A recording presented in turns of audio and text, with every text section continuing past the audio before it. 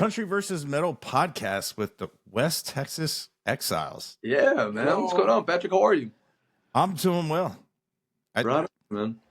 I have to tell you, I had a moment today, and every once in a while, I have moments where I'm like, "Oh my god!" So, obviously, I was looking like, who's this week's guest on the podcast? And it's like West Texas Exiles.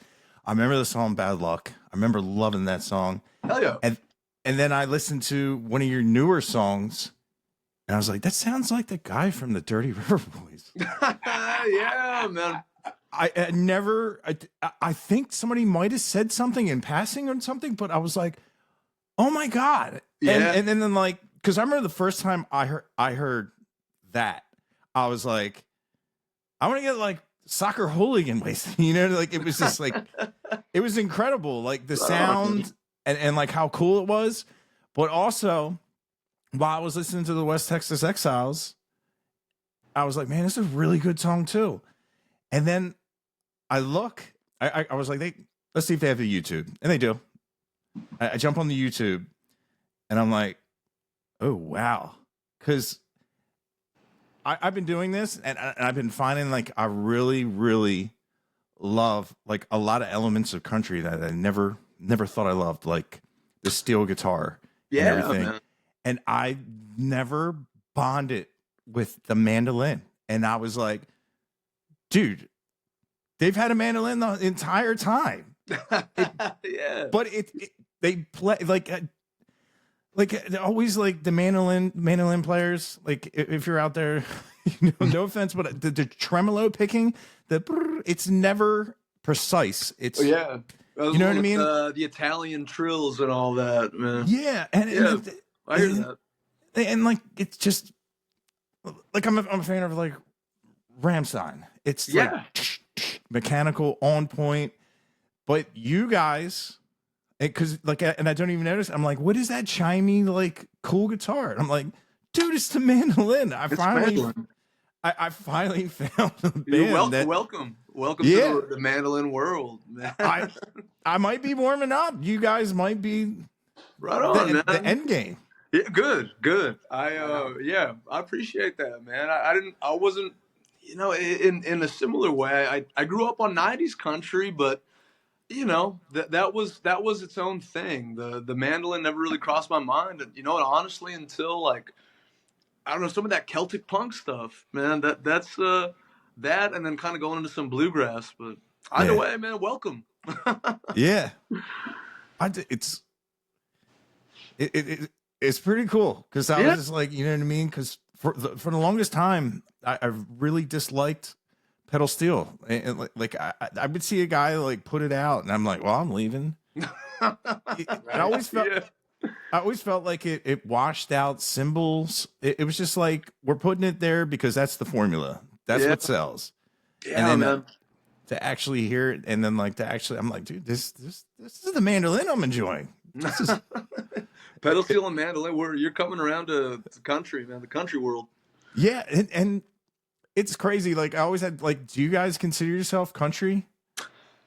Man, I think there's some country elements in it. With the Dirty River Boys, the former band, we kind of got lumped in the Texas country scene, but I definitely don't think we were country then. And man, it's genres are almost like meaningless these days. But I feel like Americana is a little more of the boat that we fall into because we come from such diverse backgrounds, and there's there's a little bit of country in those backgrounds, but it's mainly other stuff, folk music, and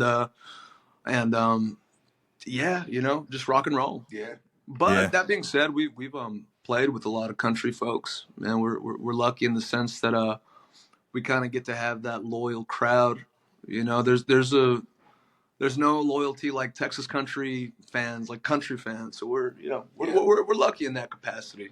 Definitely. Yeah. But long story short, Americana, I think, is the genre. Yeah. Yeah, I do like that term. It encompasses. It tells you like storytelling and talent. Yeah. Yeah, man. But it goes from everything from like, I don't know, in my opinion, what real country is, outlaw stuff, the Hank Senior stuff. Nowadays, that's Americana. You know what I mean? Right. Nowadays, that's what people call Americana, and I think the general masses now think of country as, the pop infused stuff. Yeah. Yeah. Yeah. I mean, that's always what I was exposed to, and just did not enjoy. No, shit, man. I mean, right. I was lucky that I don't know. I feel like '90s country was kind of setting it up to be setting up that maybe pop side of country. It was kind of something new and a little more commercial sounding, and you were able to cross genres with certain artists and certain sounds. But yeah, everything after I think the '90s country era for me at least has kind of just gone. I'm not a huge fan. I don't know about you, man. It's just diverse. Growing up in Lubbock, Texas, I knew about Waylon, and Willie and pedal steel players, Lloyd Mans. I got to play with him before, and so just kind of, I wasn't into I'm not like what they call bro country, that kind of stuff. That's bro country. The folk elements of country are really cool, and I can see how you like it because there's an element of rock and roll in there too. With stuff Waylon and Willie were doing, and that kind of stuff. So, but then it's funny because Marco's the one that turned me on to the '90s country stuff. Driving in the van, listening to to John Michael Montgomery, like Little Texas, and Alan Jackson, man, God, just all that kind of stuff. And we surprise people because they'll see us walk in and we'll sound check with Chattahoochee, so definitely. This dude knows all those licks. Yeah, it's it was funny because after what you grow up listening to, what your parents make you listen to, I think you initially, unless you have really really cool parents, you probably initially go against it. And from the age of maybe like 5 to about 12, 13, all I listened to was '90s country because that's all my mom listened to. And then, I went the complete opposite way and started listening to some, '90s punk and the new punk stuff that was happening. So both of those genres are kind of ingrained in my memory. Yeah.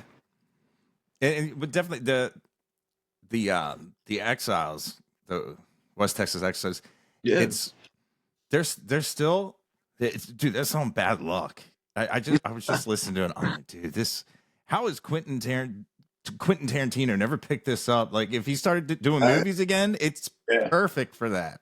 That's what I'm saying, bro. That's what I'm saying. Or anything, because it's just such a.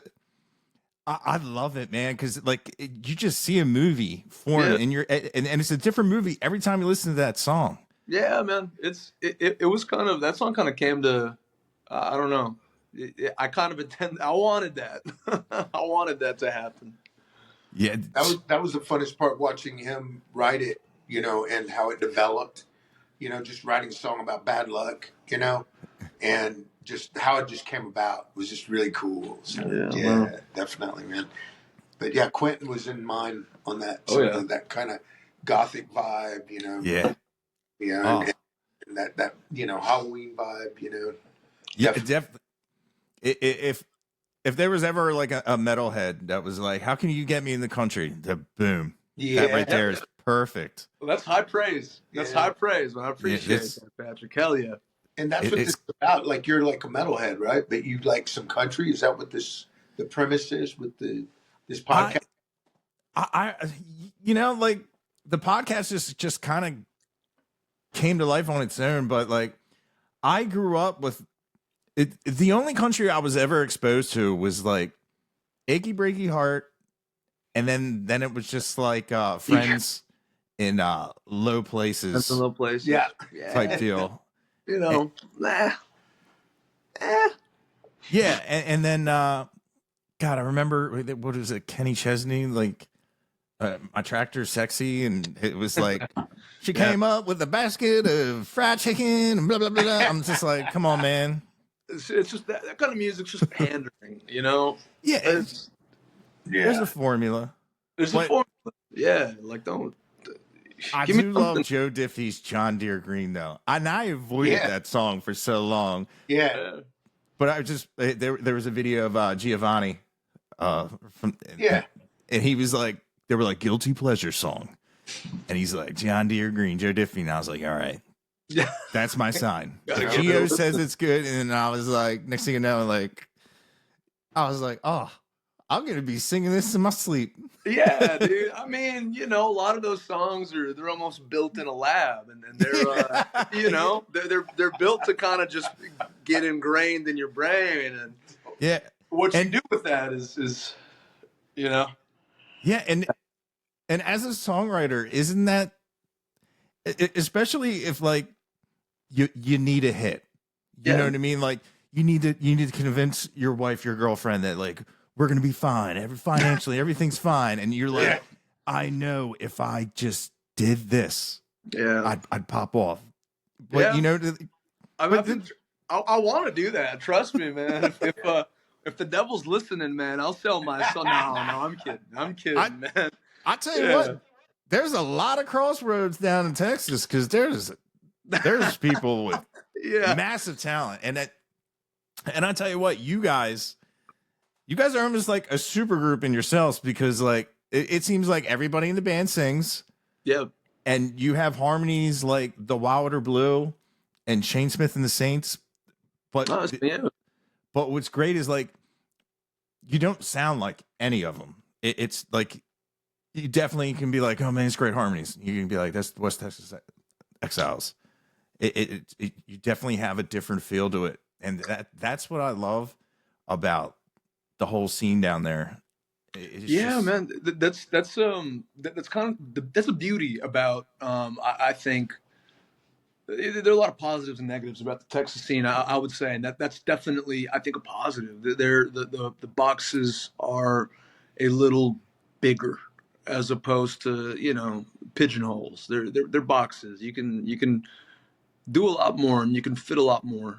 And yeah, I think part of it too is Marco being from El Paso, man, which is kind of separated from a lot of the scenes and stuff. So he kind of developed his own impression, I think, in the way he writes songs, and made him like the Dirty River Boys. They were a wild card in that whole scene. And I think the thing about the Exiles is all these songwriters coming together, creating something that is kind of a wild card, but fits with Shane and fits with. We opened for Co Wetzel in El Paso, man. Co's a good friend.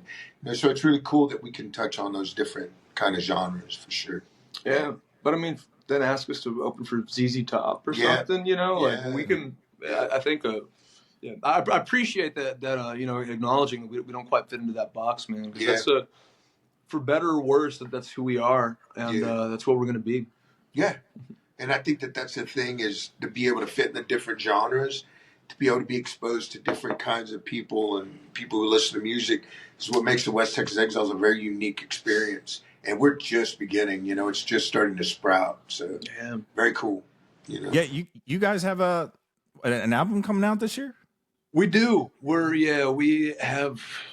God, we finished recording. We haven't mastered. It's been in the can for it's been in the barrel for about 4 months, 3-4 months now. I mean, actually, maybe longer than that. We're just kind of getting all of our ducks in a row to put it out in the most effective way possible. Be that booking, management, and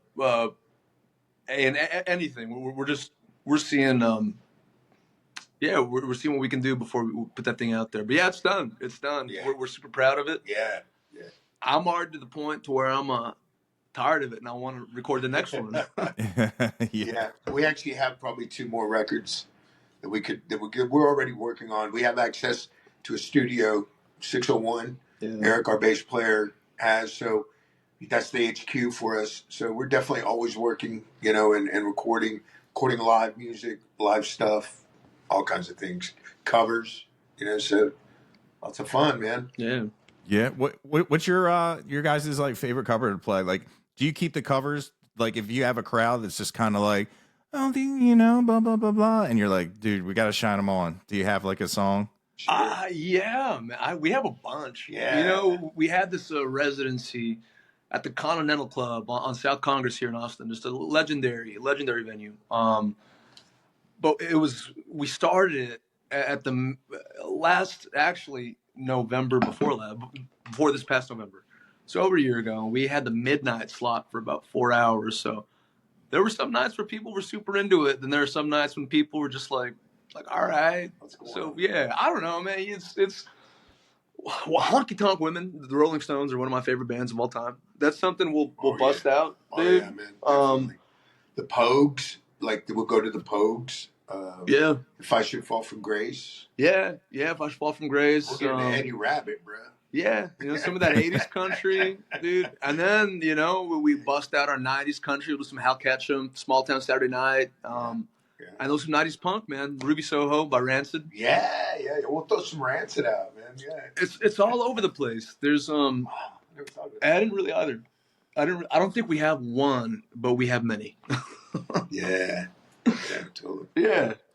It's funny. It's going back to the Dirty River Boys. I was like, I can't remember what I said. I was like, and people were like, no, he's in a cajon box. I was like a speed bag? It sounded like it's crazy that you guys can have all these like smooth songs but it are just stuff like that. Is that like on the back burner if you have to like bust something?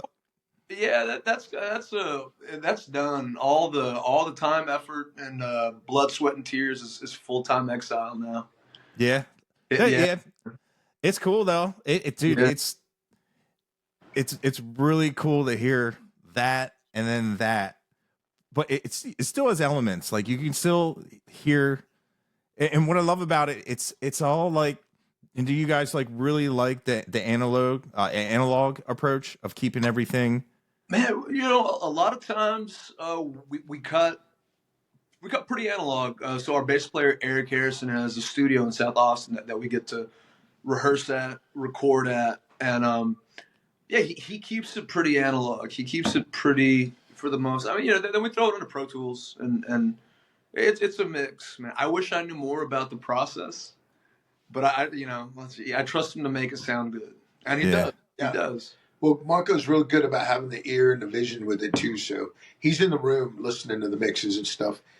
We all work together, man, definitely. But that's one of the cool things about this band is we all communicate and talk to each other, and we respect each other in that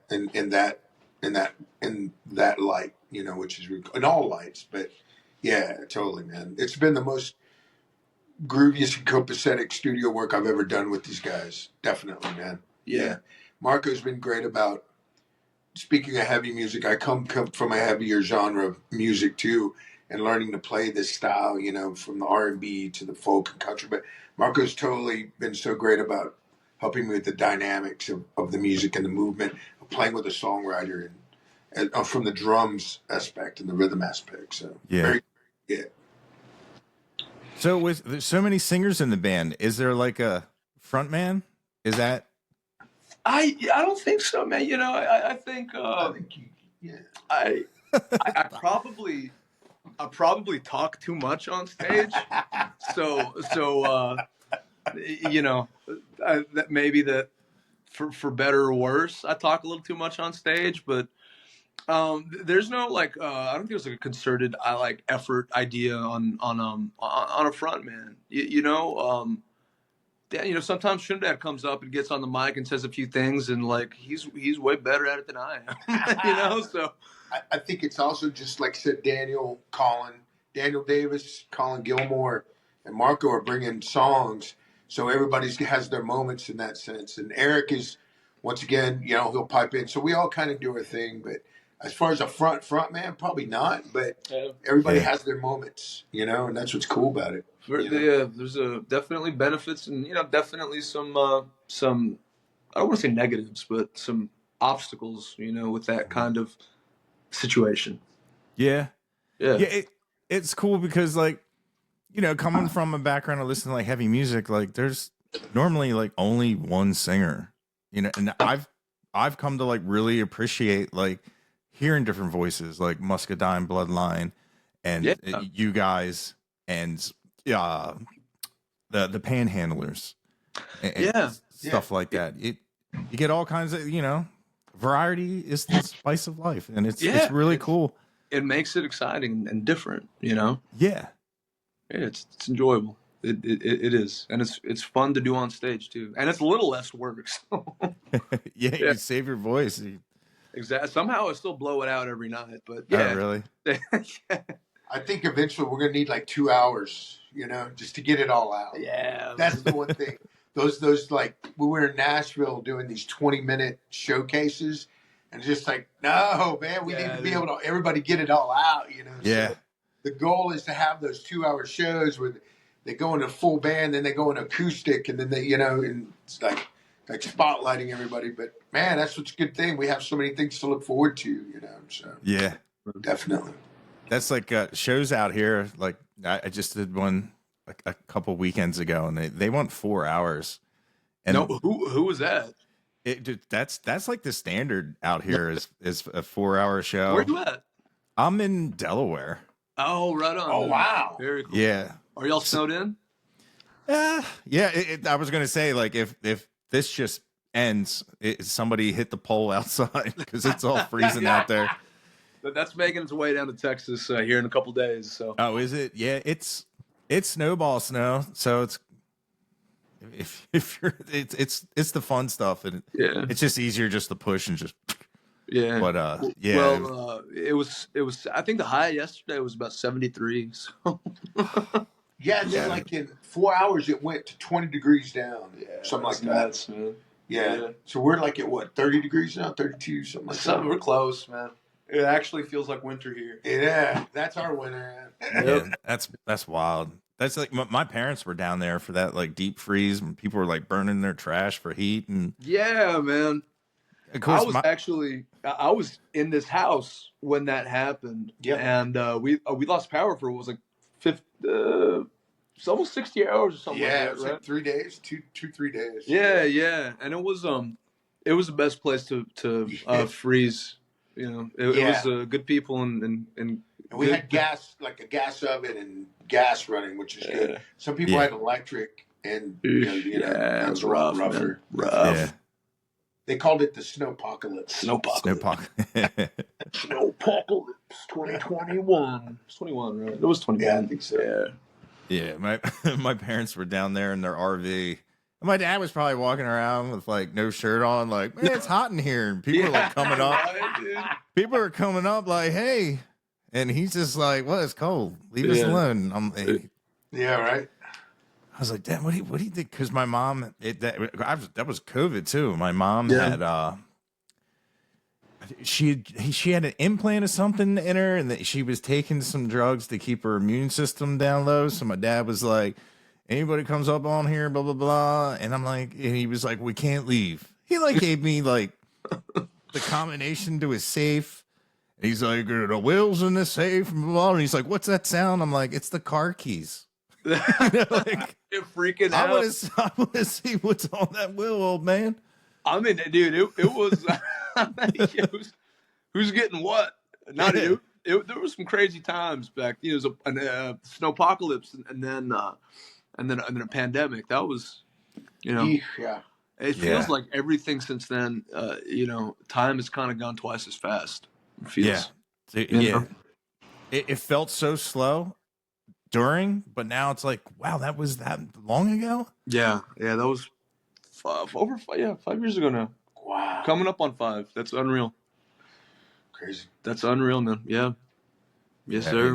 And especially musicians were deemed unessential, which that was hard, man. It was a struggle. That was supposed to be with the Dirty River Boys, our biggest year that we ever had, and then like I said, the schedule was stacked. The schedule was stacked. It was the first year that Trinidad was with us with the Dirty River Boys, and I think at the time it was.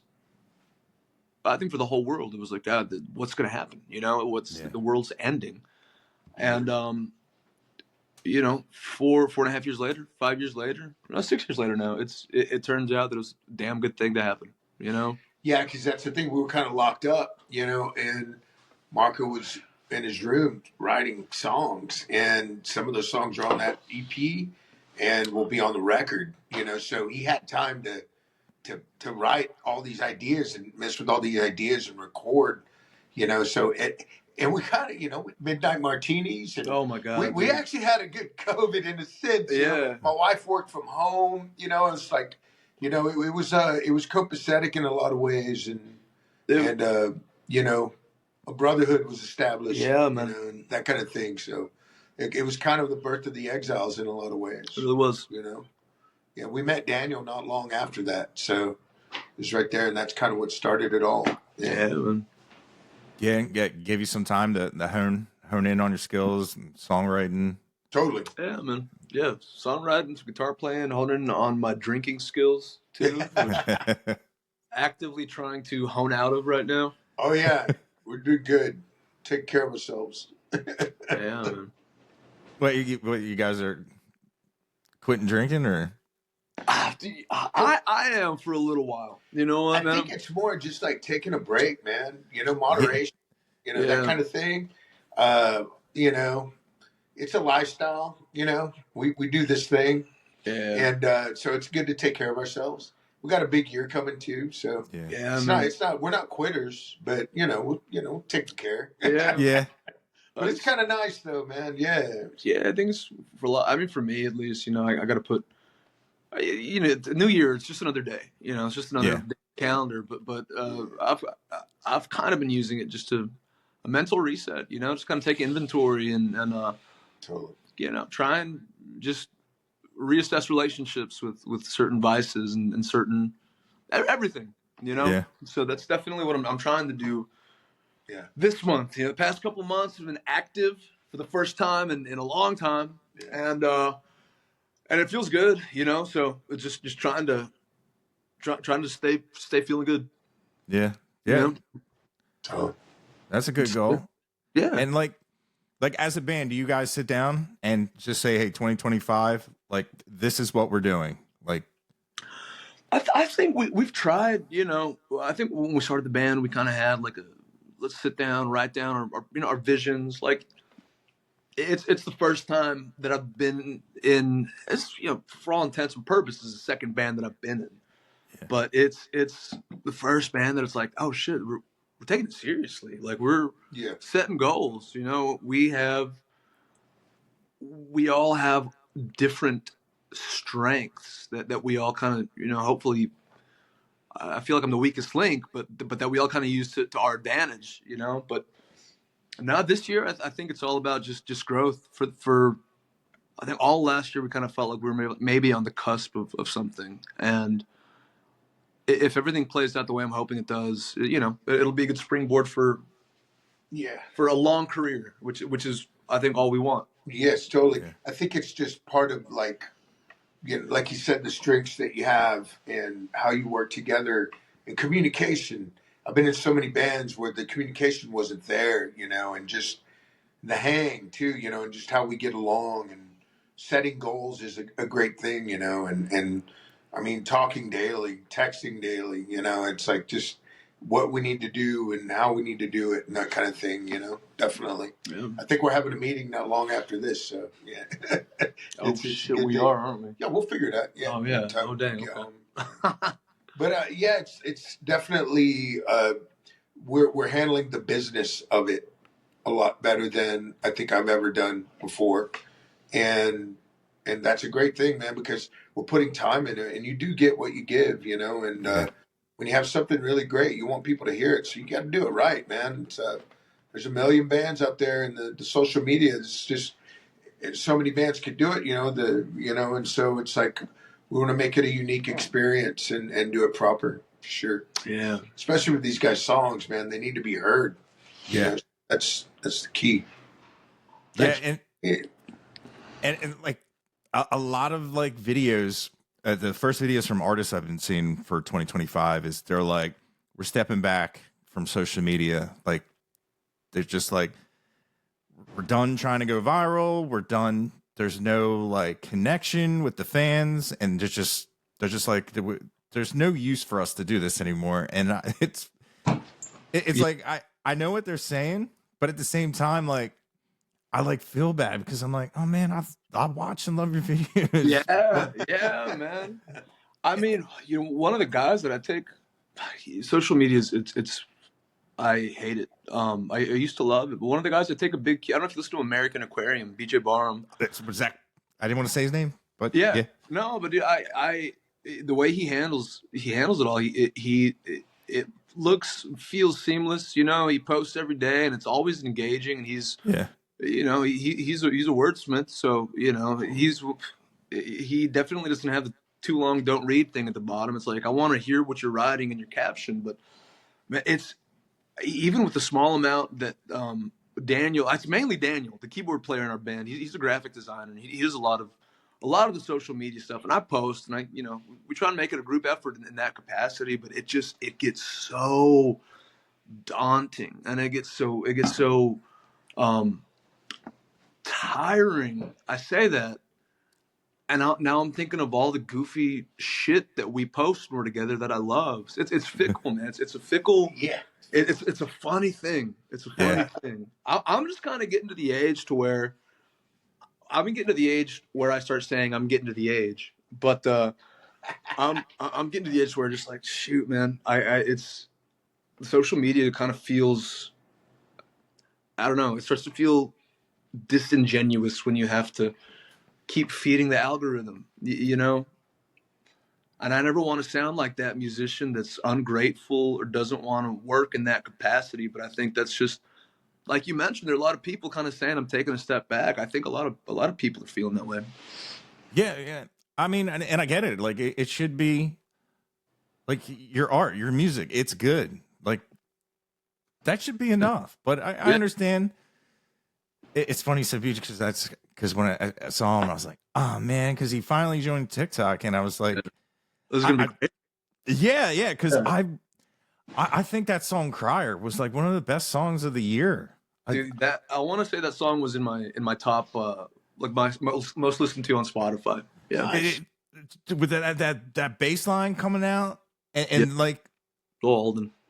A lot of times I have issues with lyrics, like not with them specifically, like but listening to them, and I was like.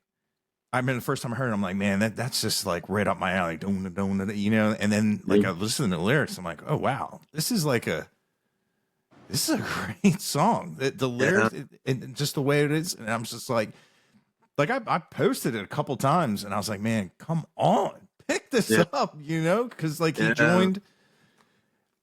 And I get it. Like I get frustrated too for like other people, and it does. It like it's like I do care, you know what I mean? Like yeah, because there's people out there that you know they avoid the term country music because they think it is the bro like you know truck barbecue stains on my t-shirt, you know, like that. But then like and there's like you like I'll just bring up Bad Luck Again, you know, the songs like that, like you're like whoa, you know, you're not gonna get that with Metallica, you know what I mean? Like, and it starts to break away like what I thought I used to love, like, you know, just off the never land, you know what I mean? Like, kind of like from the literature to the lyrics of just how deep it is, you're like, man, and like everything becomes like I hate to say like silly, but it's all entertainment. I'm not saying like Enter Sandman isn't a great song. I love that song. But like, you know what I mean? Like there's so much deeper.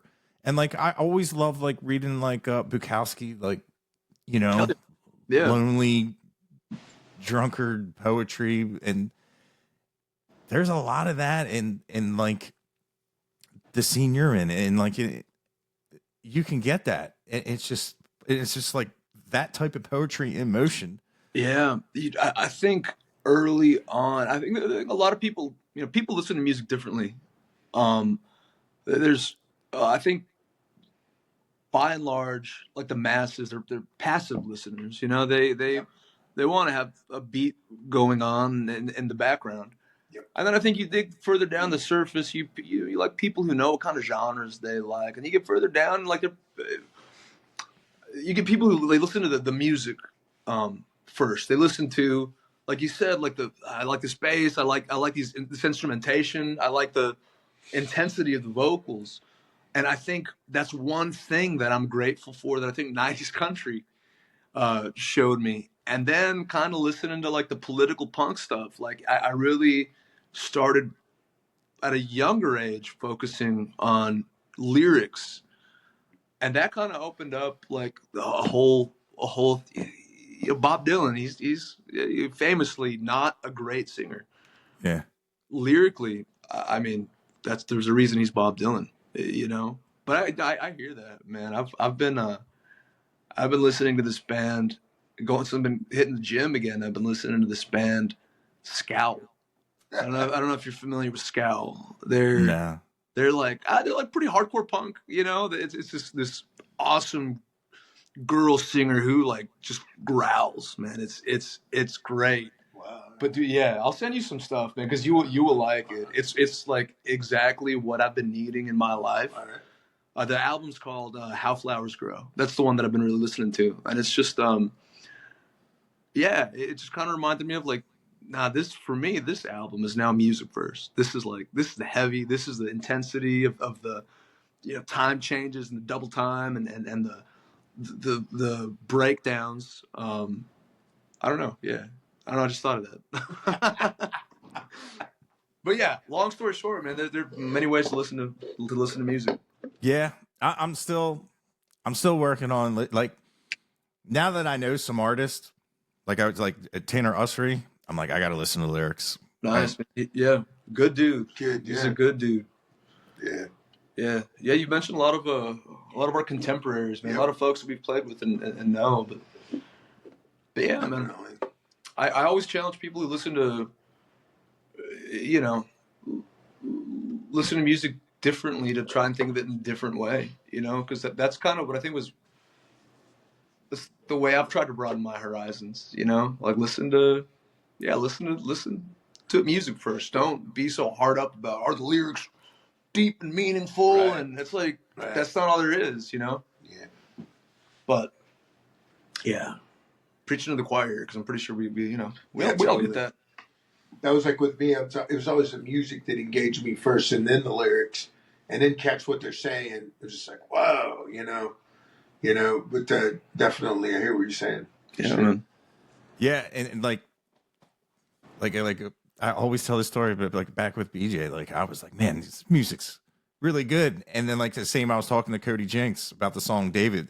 The music sounds fun, but the lyrics are absolutely like soul crushing, and they're sad. Yeah. And like like he just and because I was like, what as an artist, like if you're like pouring your heart out, but like it's a story of somebody like you cared and loved about, and you look out and there's somebody like, you know what I mean? And like, but you have to know like that's how some people just hear that beat. Yeah, yeah.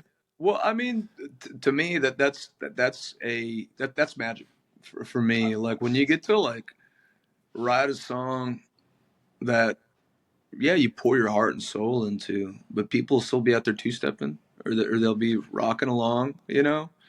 That's magic. That's magic to me. That is. That's what I was thinking. It's Exactly magic. what you said. Yeah. Yeah, it is. I guess it's more for like a singer because like I just play guitar. I don't really think I'm really like influencing people. But but as like a singer, I mean, when somebody steps out and they do like they put the hand on their and they reach, I was like, oh man, it is cool. It is cool to see that like for some people, like no matter where you are, like I know we played a lot of places in like West Virginia in the middle of nowhere, and that's their like stadium.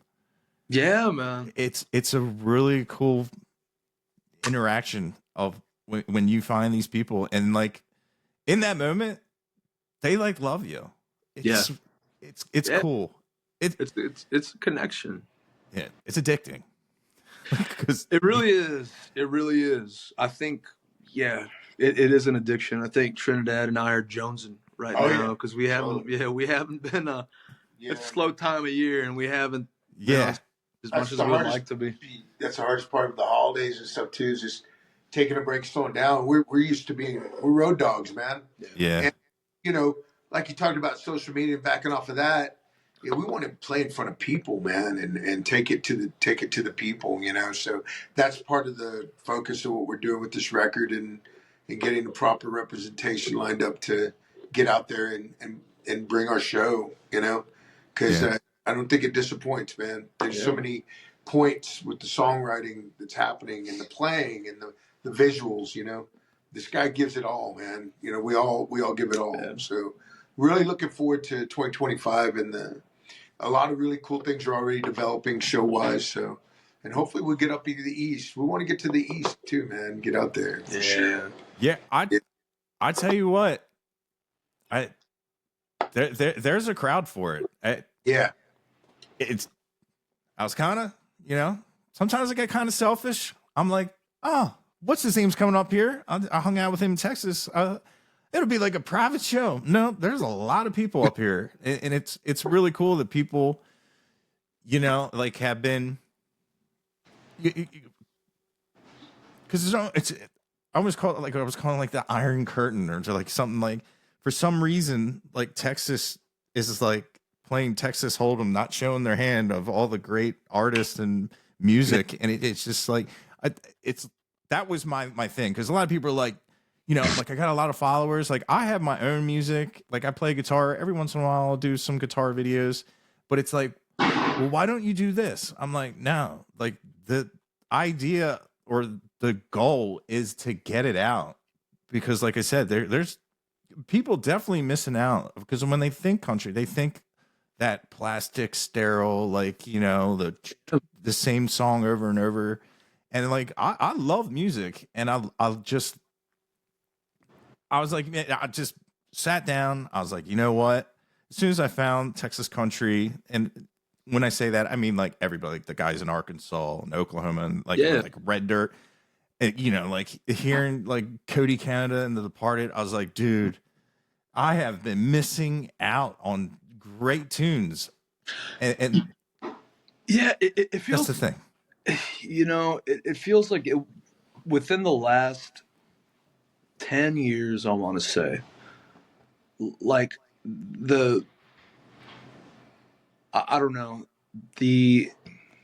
I don't want to say better Texas acts, but like, I don't know, there were certain Texas acts that like, they started getting out of Texas, and there's a reason that it was working outside of Texas, you know, because we can offer that. And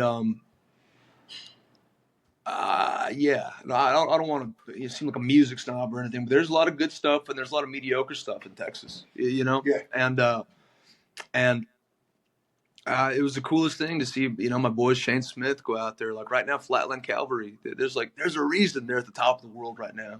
Yeah. And there's a reason that they're like fucking from our part of the, you know, from Lubbock, from Austin, from, you know, it's cool to see all that happening now. Yeah. I just recently saw them. It was funny, is Chase came up and said, "Hey man, how you doing? What's going on? What's going on?" And he was going back, and this girl was like, "Who are you?" I'm like, "I'm just some guy on TikTok." You know, like, that's great, man. Right on, man. But like, yeah, and I went with somebody there, and it was, I remember showing her a song, "All I Can See Is You," and she was like, "There's too much going on." I was like, "Yo, what?" Like, these be fine words. What do you mean too much? I said everything. Oh. And then next thing you know, like they turn around and they're like, "Oh, these guys are good." And I was like, I told you. We go. Yeah, right on. Yeah, and man. you guys have that element like down too, and yeah, like I said, like in your own way. But man, I've grown to appreciate so much the bands that do the harmonies and do it so well. And yeah, you guys are like right there. Thanks. And yeah, we're definitely fighting. We're working. Yeah. It's all about getting out there too. That's another thing about some bands, you know, it's hard for them to tour. Some bands, touring is a special thing, you know, it takes a certain kind to do it, you know, so that's the other thing. You just can't wait to get out there, man. Yeah, definitely. Yeah. Now, do you guys like bigger rooms or smaller rooms, if you have a preference? It's just, I think whatever room is filled, you know, I've played giant in my history. You know, my 15 years on the road, I've played giant rooms and no one was there, and it sucks. We've played, you know, 100, 200, 300 capacity rooms where it's one in, one out. And as long as the energy is there, man, I think a lot of our show is kind of like a give and take energy with the audience. Yeah. So, but then, like, you know, we played when we opened for Co in El Paso. We played at the Minor Stadium. You know, the last time I was there, I was walking across the stage to get my high school diploma, and he packed that place out, and it was incredible. You know, so I think it's whatever the energy in the room calls for. And I think that's the thing we was talking about. I remember thinking to myself, we had that stage. We were on it, and we got a lot of new fans. So we could play those stages, and I know we could do that. And then we could break it down and play, like there's a place in LaGrange called the Bugle Boy, and it's an acoustic thing. And we can break down into a full acoustic thing that still has the energy and play for 30 people in a listening room. So I think that's the thing about the Exiles. We could play a listening room and we could play an arena. We've already done it. So now it's just time to make it happen, you know, more. But yeah, I think that's the other cool quality of what this band has, for sure. Yeah, you definitely have a lot. Like, you got, I don't know, like guys playing accordion. Yeah, Daniel. Yeah. Daniel feeling the video. Yeah. Which, like, my first, you know, it Weird Al and Steve Urkel. Yeah. You know what I mean? Like, and then you hear it and you're like, oh, if you play it like that, it's good. Yeah. You know? And with you guys, the mandolin, which has been like my arch nemesis, and it's crazy that I've been listening to it and just have never really noticed. And I'm just sitting. So yeah, you guys have like definitely I'd like to see a variety, and you guys have definitely a lot of that in the way of your song. It's like, as a musician, I was like, oh, this is, you know, the one song, I can't remember. It has like a major feel, you know, like, and like you get the minor. It's just different. I really like how you guys, you know, like you just play what you want, and I like that. You know what I mean? Like to go from the happy songs, and I was just listening. What was it, Charlie, that I really liked? Oh yeah, man, yeah. And then it's funny. Like, of course, me and like I'm like I want to hear a whole concept album of the Bad Luck Man. Yeah, man. There's you know, like a story, like the old serials. Yeah, just and have like a talk in between, like an audio comic book. I think one of these days we're gonna put out like a Halloween kind of themed album. We're gonna put that on there, and we have a few like those minor key kind of songs. I've always had this idea of covering the Ace of Spades by Motorhead. Nobody steal my fucking idea. Whoever's listening. Why did you say that? But covering it very like and maybe in a similar way as Bad Luck. And one of these days we're gonna do that. Yeah, like a Bad Luck version of Ace of Spades. Yeah, just you know. Oh, dude. Yeah, I don't know. You can, like, I got Lemmy statues. I have Motorhead posters. This guy. I knew Lemmy, man. I got to break bread with Lemmy a few times. So really, yeah. What was that? Dude, that was always my dream, is to go to the Rainbow Room and hang out with him. This is probably back in like the 2000, 2001 era. There's a place called the Garage in LA, and had a band that played there, and Lemmy was doing a Probot. Remember Probot? Dave Grohl. Dave Grohl. He Shake did Your Blood. Dave Grohl and Lemmy, and we happened to be in LA at the time, and so they were hanging out. And then it cut to like in Austin. He's playing, and I'm on the tour bus drinking whiskey and hanging. Lemmy told me, "Your name's the winner, Trinidad. Your name." He loved Chuck Berry, man. That's all I got to say. You know. Yeah. Chuck Berry and I want to name just all that Little Richard. Yeah, to Lemmy, man. Yeah. Yeah. Oh, dude, I mean, it's not funny, but I always said, like, people are like, I was like, I used to always joke. I was like, I got a lot in common with Lemmy. And they're like, well, what do you mean? And I was like, well, we have the same birthday. Nice. And he passed on my dad's birthday. Wow, man. So I was like, I got a lot of course I don't, other than, just being a fan of his. And there's still a lot of Motorhead I've never heard. Like, something came on the other day and I'm like, dude, like, I was like, this is Did you ever listen to Hawkwind? It's like psychedelic band. He told me some really cool Hawkwind stories, man. Those guys were on the LSD and they were tripping the light fantastic and staying up, not sleeping, man. Yeah, I just think it's crazy, like, how he transcended in so much media, and like, and people would say Lemmy is God.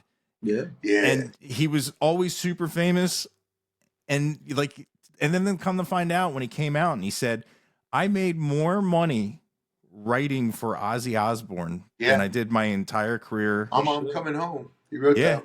Yeah. Yeah. And it's crazy how not a lot of people know that. Like, even like a lot of Motorhead fans are like, no, there's no way. There's no way. I'm like, no. I didn't know that. Wow. He was really cool, man. Like, getting to talk to him about all kinds of different music. Ali Farka Touré, African guitarist. He liked a lot. He did some stuff with Ry Cooder, this guy did. But anyway, just a lifer, man. He influenced me, and he let me know I'm on my path, And then I met this dude, and good things are happening, man. And then I ruined it all. This guy sounds divine. Something for Lemmy, man. That'll be a tribute.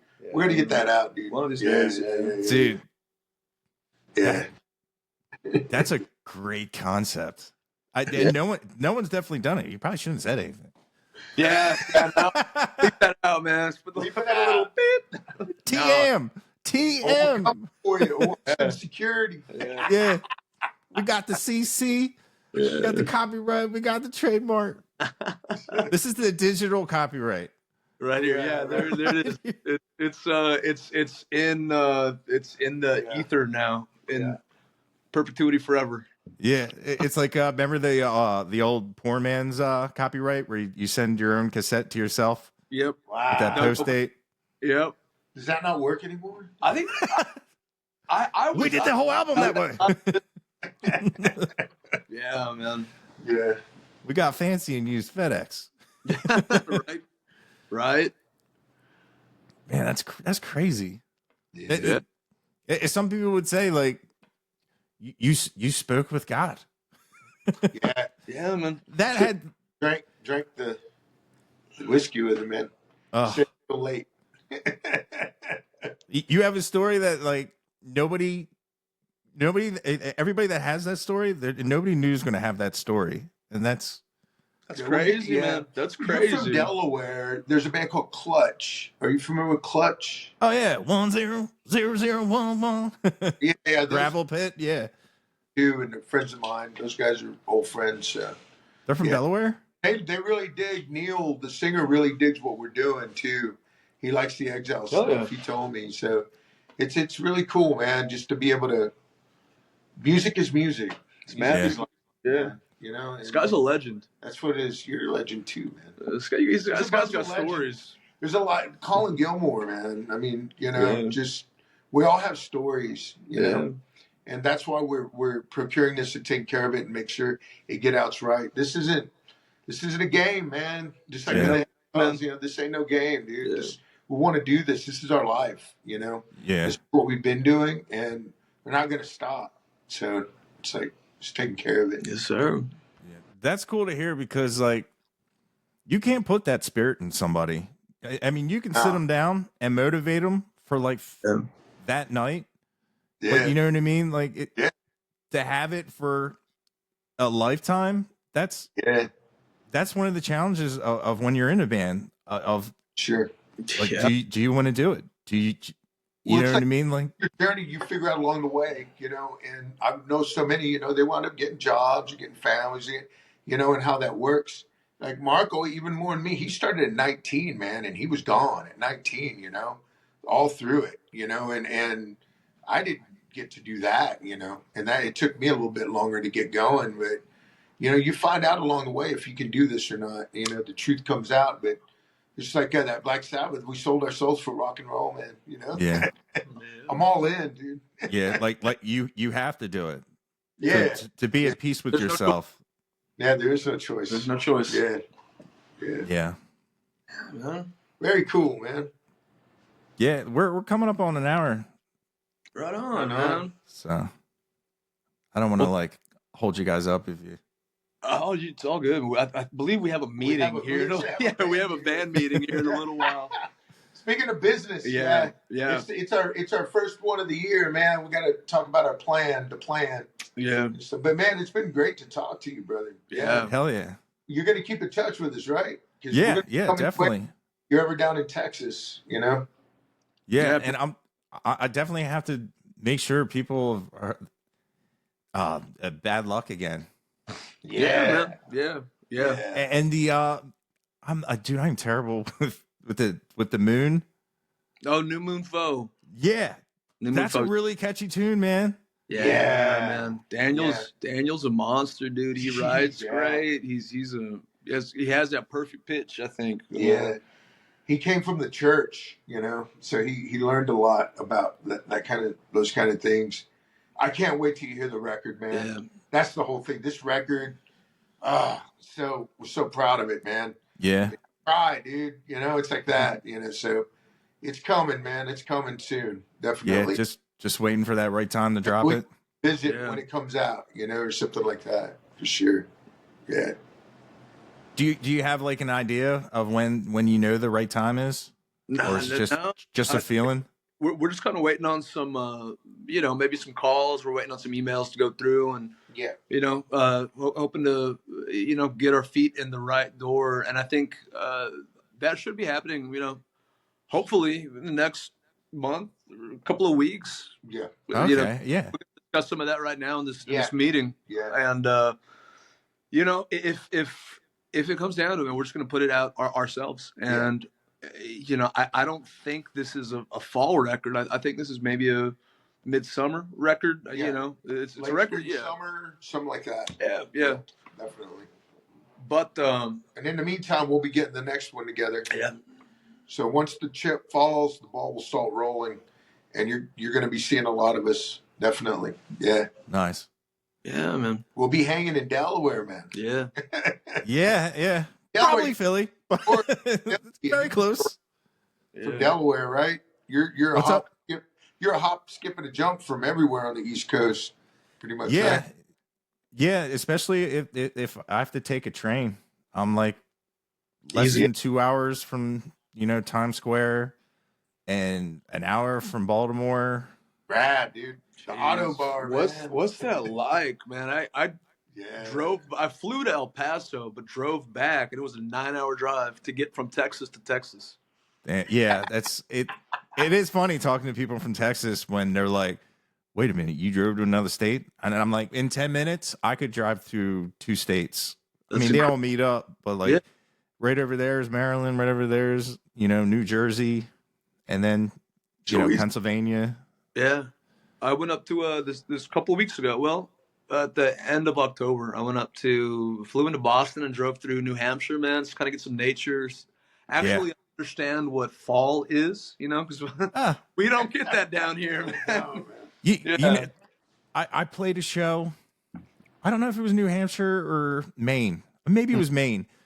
But they told me New Hampshire has the most registered motorcycles in the whole country. This is what Oh, somebody wow. told me. And there was, that's all I could see is motorcycles. I was like, but it gets freezing up here. Yeah. Well, I mean, driving. We were right at the end of. I've always romanticized the East Coast. Just being born in the desert. We don't have trees. We don't have. Yeah.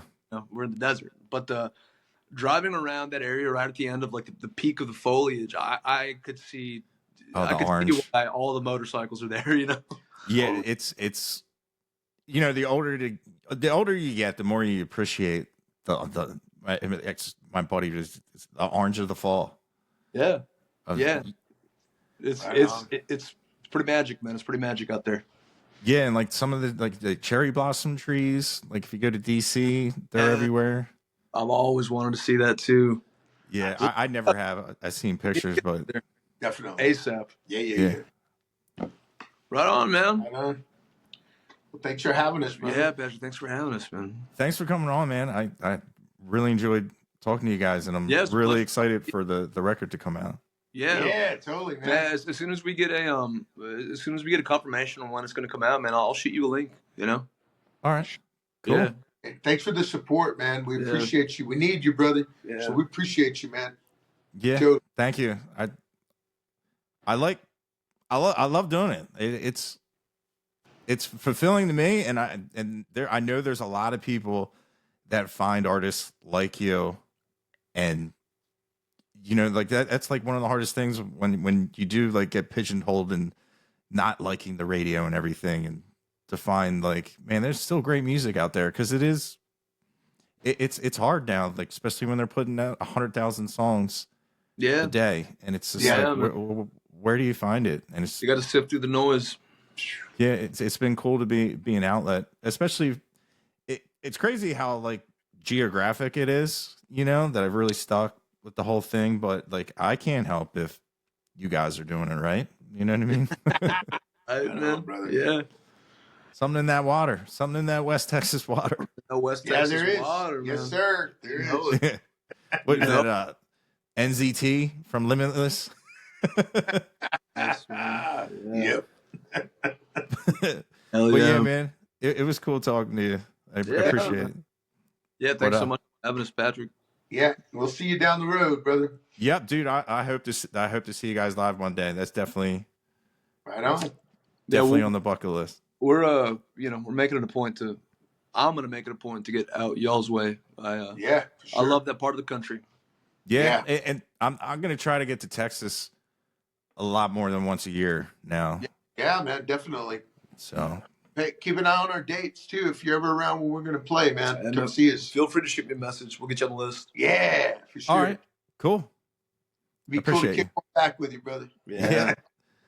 Can I touch your hand that touched Lemmy? There we go.